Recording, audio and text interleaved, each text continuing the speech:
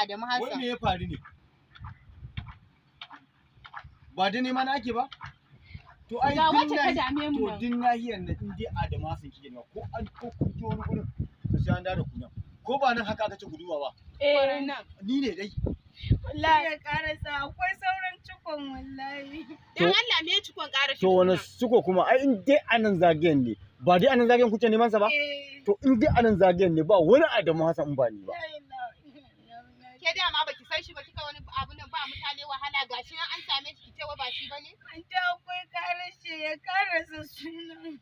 To ya ce sunan shi Adamu Hassan wanda kike nema Adamu Hassan dan Allah me ƙara shi cikon sunan? To in dai dan a faɗa farar ɗaya ne mutane su gane ni ana ce mun Adamu Hassan dan bari. Tashi bane Adamu Hassan na gudu yayi.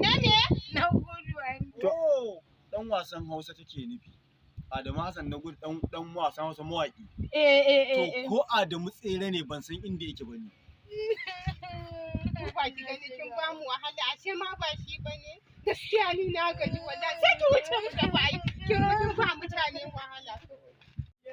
Yawwa.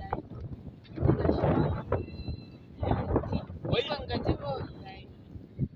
Wa kun gane na fasa ta muku kuwa?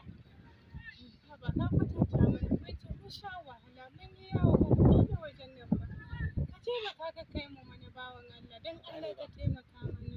Wallahi wani na gani mai kama da mai saran itace wai shine wai Adamu Hassan. Wanda ka kwatanta mana mun je sunan shi Adamu Hassan. Dambare ko? Adamu Hassan Dambare. Ita kuka ce mun Adamu Hassan. Kuma nuna muku inda za ku gan shi.